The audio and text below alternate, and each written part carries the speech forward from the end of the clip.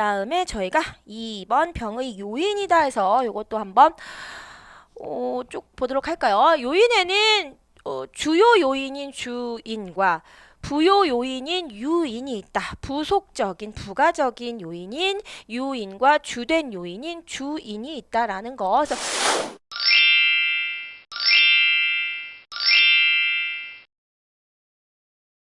직접적으로 관여를 한다. 주인 같은 경우는 그 병원체라든지 병원균이라든지 그쵸 이런 것이 직접적인 병을 일으키는 주인이 되겠죠. 그리고 유인이라는 것은 이런 주인의 활동을 도와서 더 병을 촉진시킬 수 있는 것, 부가적인 어떤 환경 요인이라든지 뭐 기상 상태가 굉장히 맞아떨어졌다든지 그 병이 발생하기에 또는 토양 조건이 굉장히 맞아떨어졌다 또는 환경 조건이 맞아떨어졌다든지 그런 것들이 유인이 되겠죠. 그래서 주인과 유인이 있다.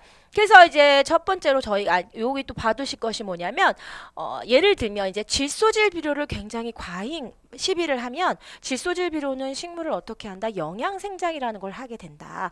식물은 일정 기간이 지나고 나면 번식을 하고 생식을 하고 꽃이 피고 해야 되는데 그것이 아닌 영양생장이 굉장히 많이 하게 된다. 영양생장이라는 것은 식물이 길이가 생장하고 잎이 무성해지고 이런 것들을 영양생장이라고 하는데 질소질 비료를 많이 뿌리면 어떻게 돼요? 식물이 삐쭉하게 웃자라게 됩니다. 웃자라게 되고 웃자라기면 어떻게 돼요? 가늘게 되고 그러면 여러 가지 그 병해충에도 굉장히 위약하게 됩니다. 그러니까 그러한 피해도 있고 또 늦자라게 되면 겨울에 여러 가지 뭐 추위에도 피해를 받게 되겠죠. 그렇기 때문에 질소질비료를 과잉하는 것은 사실 좋지를 못해요. 여러 가지 병해충의 어떠한 바로 유인이 될 수 있기 때문인 거죠. 그래서 질소질비료의 과잉은 유인이 되는 것이다. 어떤 식물병에 대해서 식물병이 침입을 했고 또 마침 그것이 질소질 비료를 과잉을 해서 굉장히 연약해져 있고 그러면 더더욱 발생할 수 있게 되는 것이죠. 그래서 그렇다라는 거. 근데 이제 고구마 무름병 같은 경우는 고구마 무름병은 상처가 나야지만이 어떻게 돼요? 병원균이 침입을 할 수 있어요. 그 병원균 자체가 상처를 통해서만 침입할 수 있는 병원균이에요. 그러다 보니 이 병원균과 이 병원체와 그리고 이 상처 중에 어떤 것이 주인이고 어떤 것이 유인이냐라고 했을 때 닭이 먼저냐 병아리가 먼저냐라는 문제가 될 수 있다라는 것이죠. 그래서 이건 같은 경우는 주인과 유인이 불분명하다라는 것이죠. 고구마 무름병은. 그래서 이러하다라는 거죠.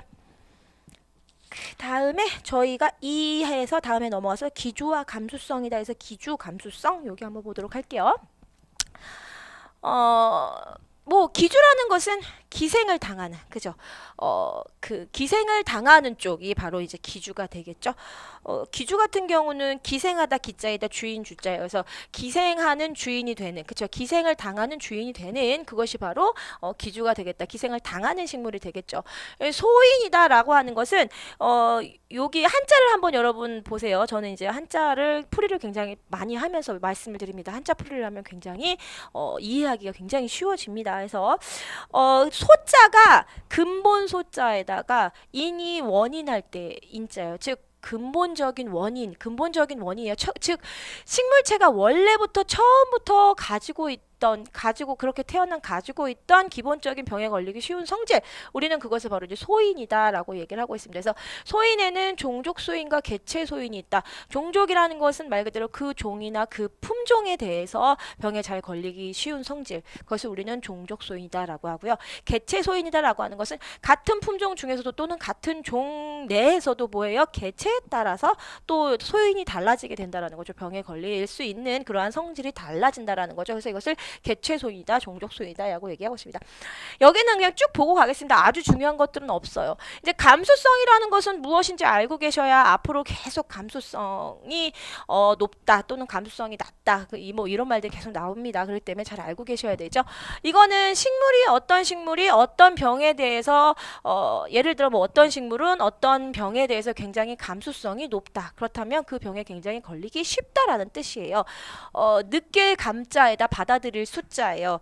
즉 감지하여서 어떤 병을 감지하여서 받아들이기 쉬운 성질이다라는 뜻에서 감수성이다라고 얘기를 하고 있습니다. 그래서 감수성이 높으면 어쨌든 그 병에 걸리기 쉬운 것이에요. 감수성이 낮다라는 것은 그 병에 예민하지 않다라는 뜻이에요. 감수성이 높은 것은 그 병에 예민하기 때문에 쉽게 그 병에 걸린다라는 뜻이고 감수성이 낮다라는 그렇지 않다라는 얘기가 되겠습니다. 그래서 이것을 이병성, 병에 걸리기 쉬운 성질이다. 병이 옮겨지기 쉬운 성질이다 해서 이병성, 옮길 이자를 써죠. 병이 옮겨지기 쉬운 성질이다 해서 이병성. 그래서 이거와 반대되는 것은 저항성을 갖고 있다라고 얘기를 할 수가 있겠죠.